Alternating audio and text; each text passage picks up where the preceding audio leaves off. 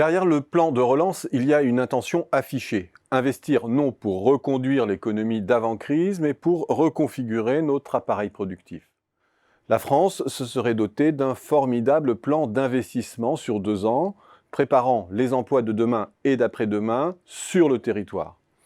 Voilà pour la déclaration d'intention. Nous ne sommes pas dans le schéma traditionnel de la relance par la consommation. En dépit de l'horizon de long terme revendiqué, l'argent n'en reste pas moins fléché et il atteint les acteurs économiques ici et maintenant. La cible de long terme n'exempte pas ce plan d'effets de court terme. Où vont donc les 100 milliards du plan de relance? Dans quelle poche? Pour un plan de relance classique, on peut supposer que la hausse de revenus des ménages, qu'elle relève d'une baisse d'impôts ou d'une hausse des transferts, sera très majoritairement transformée en consommation supplémentaire et que les secteurs en bénéficieront au prorata de la structure de consommation des ménages. Pas de façon homothétique bien sûr, ce seront les postes arbitrables qui seront les plus impactés à la marge, l'équipement domestique ou informatique, l'automobile, les dépenses récréatives, de soins, de restauration, de tourisme, etc. Plus que les dépenses de première nécessité ou les dépenses contraintes, avec in fine un fort contenu en importation qui affaiblit la portée de l'impulsion.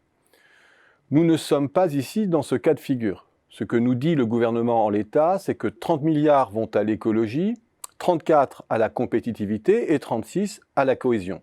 Ce découpage ne nous dit pas grand-chose sur les destinataires de la manne publique. En première lecture, on pourrait se dire que 64 milliards vont aux entreprises, écologie et compétitivité, et 36 aux ménages. C'est faux. D'ailleurs, ce partage entreprise-ménage est très difficile à manipuler. Le chômage partiel, par exemple, est-il un soutien aux entreprises ou aux ménages? Les deux, bien sûr. Il faut alors tenir compte de cette ambivalence lorsque l'on cherche à flécher les 100 milliards du plan de relance. Sur cette masse, ce que l'on peut dire, c'est que 23 milliards sont des transferts aux entreprises. Il y a d'abord les 20 milliards de baisse d'impôts sur la production. L'usage de second tour de ces 20 milliards est incertain. Masse salariale, investissement, dividendes, difficile à dire. Mais dans le contexte actuel, on peut supposer que cette baisse d'impôts va surtout permettre de temporiser les destructions d'emplois et les défaillances. Une partie peut donc bénéficier aux ménages.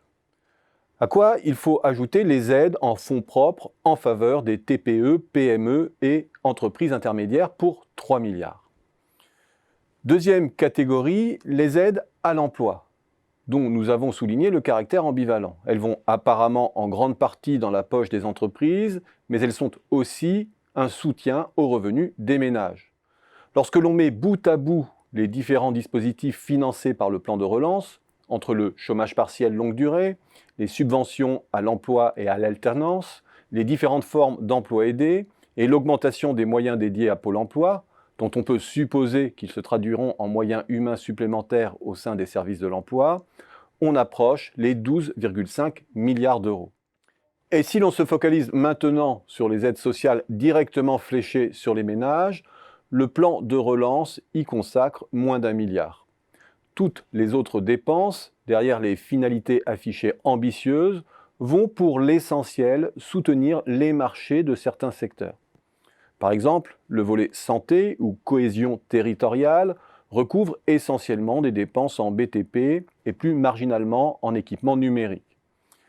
Une fois que l'on a éliminé les transferts aux entreprises, le soutien à l'emploi et les aides sociales aux ménages, dont on ne connaît pas l'affectation finale, il y a alors 64 milliards qui, sous des rubriques diverses et variées, vont doper les marchés des entreprises en place selon la nature des dépenses qui sont activées. Au premier rang des secteurs bénéficiaires est de loin le BTP, que ce soit sous le motif de développer les mobilités vertes à travers la construction de pistes cyclables, la construction de nouvelles infrastructures ferroviaires ou de routes par exemple, ou que ce soit sous le motif d'accroître les capacités médicales, ou encore sous celui de rénover les commerces de centre-ville, c'est bien la construction et le génie civil qui en bénéficient. Et ce sont près de 30 milliards qui viendront gonfler les commandes de ce secteur in fine. Si dans le même esprit je cherche à ventiler les multiples rubriques du plan de relance, les secteurs des biens d'équipement et des technologies de l'information sont le second grand bénéficiaire, avec 5,9 milliards pour le numérique, hard et soft, 5,6 milliards pour les biens d'équipement et technologies vertes.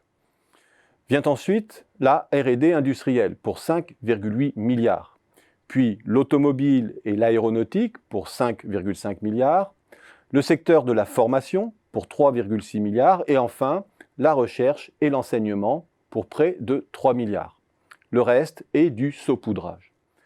Bref, le grand plan de modernisation est aussi un bon vieux plan classique de relance par le soutien à l'emploi et à la construction.